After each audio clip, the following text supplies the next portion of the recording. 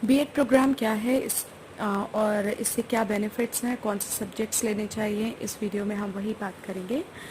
बच्चों के बहुत सारे क्वेश्चंस आते हैं कि अगर मैं बीएड प्रोग्राम कर रहा हूँ या कर रही हूँ तो मुझे सब्जेक्ट्स बेसिकली क्या लेने चाहिए अगर मैं बीएड कोर्स कर रही हूँ किसी भी यूनिवर्सिटी से।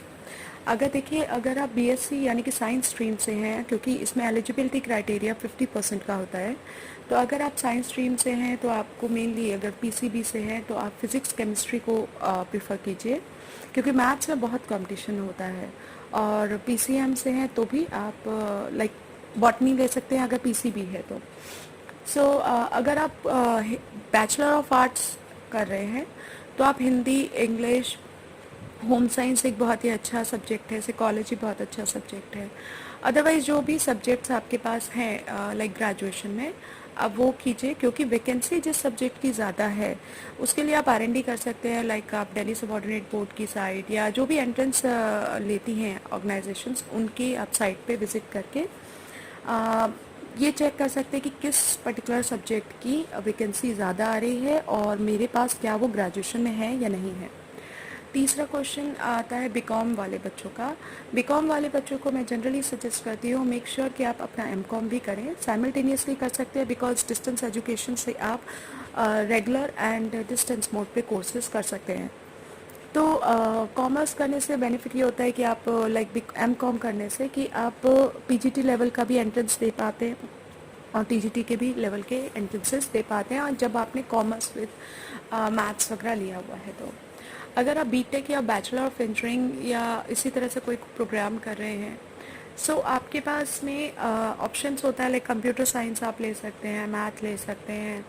अब देखिए, बेसिकली आप ऑलरेडी प्रोफेशनल कोर्स कर चुके हैं तो वी बेसिकली रिकमेंड कि ठीक है, आपने कोर्स किया हुआ है तो आपके लिए ज़रूरी नहीं है, लेकिन if you are like interested to pursue BEd program, then आपको सब्जेक्ट्स जो हैं कंप्यूटर साइंस या आपको मैथ्स, अगर आपने जैसे बीडीएस किया हुआ है, डेंटल में किया हुआ है, तो आपके पास लाइक बायोलॉजी आपका मिल जाता है, फिज़िकल साइंस सब्जेक्ट मिल जाता है। इवन आप अगर इस इमेज में देखेंगे जो नेक्स्ट आपकी पीपीटी में आ रहा है, तो उसमें आप देखेंगे group A, group B, group C, group D. तो ग्रुप ए में से सब्जेक्ट्स लेना मैंडेटरी होता है।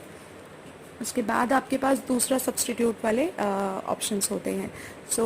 दो सब्जेक्ट्स आपके मेन आपको लेने होते हैं, जिसके लिए आप एंट्रेंस एग्ज़ाम आने वाले फ्यूचर में क्रैक करते हैं।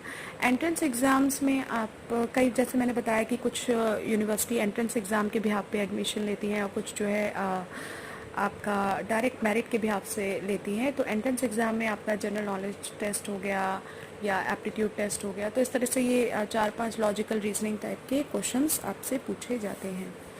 नेक्स्टली आपका जो यूनिवर्सिटी टॉप की हैं, जो कि एडमिशन्स आपका ऑनलाइन मोड पे ही लेती हैं, राइट। तो जैसे मैंने बताया कि एंट्रेंस एग्ज़ाम है तो आपको एंट्रेंस के लिए ये टॉपिक्स हैं जो इस पीपीटी में ऑलरेडी मेंशन्स हैं। अदरवाइज आप मेरिट के भी आप पे आपका 50% है आपका ऑलरेडी ग्रेजुएशन में, तो आप लाइक चौधरी रणवीर सिंह यूनिवर्सिटी है, महर्षि दयानंद यूनिवर्सिटी है, और भी कई सारी यूनिवर्सिटी हैं जिसमें आप एडमिशन ले सकते हैं। न्यू एजुकेशन पॉलिसी अभी जो अपकमिंग डेज में आपने सुना होगा नई आई है, उसमें यही चेंजेस हुए हैं कि बीएड प्रोग्राम 1 साल का होगा अगर आप पोस्ट ग्रेजुएट हैं। 12वीं पास हैं तो आपके लिए 4 साल का होगा। तो उस समय वो बीए बीएड या बीएससी बीएड या बीकॉम बीएड, इस तरह से प्रोग्राम को डिज़ाइन किया जाएगा। Mainly BA BEd and BSc BEd रहेगा, राइट। और उसके बाद में आपका इसमें स्टेजेस होंगे, लाइक आपको स्पेशल एजुकेशन का भी पढ़ना पड़ेगा, आपको गिफ्टेड चाइल्ड जो है उनके बारे में भी स्टडी करना होगा। और इसमें जो मतलब आपका हर एक स्टेप पे आपका नेशनल टेस्टिंग एजेंसी आपका टेस्ट लेगी, आपके इंटरव्यूज़ के बिहाफ पे आप सिलेक्ट होते हैं, राइट। कोर्स करने के लिए एलिजिबिलिटी क्राइटेरियाज जो कि एज पर द एनसीटी है वो रहेगा ही रहेगा, but testing agency definitely change हो जाएगी। अभी जैसे कि टीटी में भी पैटर्न चेंज होगा आने वाले टाइम में, जो कि 2022 तक न्यू एजुकेशन पॉलिसी आ जाएगी, राइट। उसमें आपका लाइक टीटी का भी डिवाइड कर दिया जाएगा, आपके अलग अलग सेक्शंस में आपको एग्ज़ाम्स देना होगा। और जैसे कि अब 4 भागों में इसको कर दिया गया है, ठीक है, जिसमें कि आपका फाउंडेशनल है, प्रिपरेटरी है, मिडल है, सेकेंडरी है। तो उसी के अकॉर्डिंगली नेशनल टेस्टिंग एजेंसी आपका एग्ज़ाम लेगी।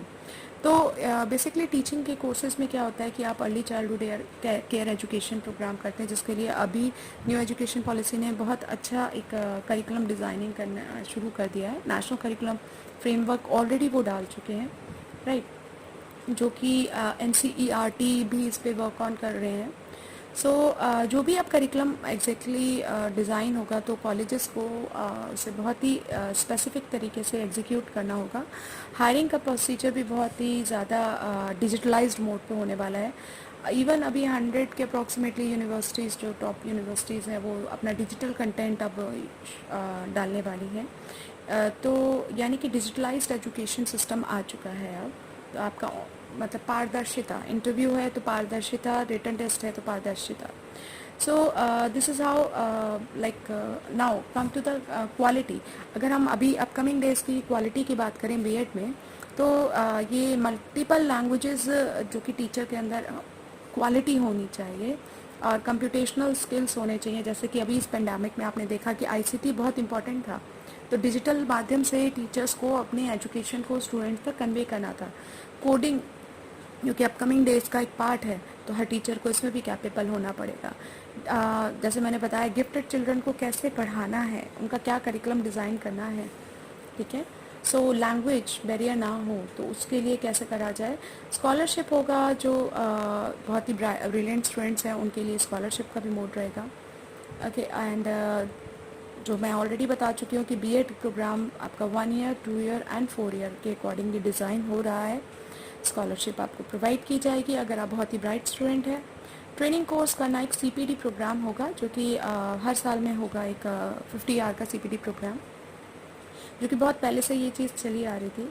सो आपका उस CPD में जो भी परफॉर्मेंस रहता है उसी के अकॉर्डिंगली आपका प्रमोशन, सैलरी, मॉडल, इंसेंटिव जो है, ये सभी पैरामीटर्स रहेंगे। अटेंडेंस कितना अच्छा है आपका, commitment towards your work, hours you are devoting, so and the performance of your students. तो ये सभी चीज़ें आपकी क्वालिटी के ऊपर वर्क ऑन किया जाएगा कि आपकी क्वालिटी कितनी अच्छी है, और उसी के बिहाफ पे आपका एग्जिस्टेंस एज अ टीचर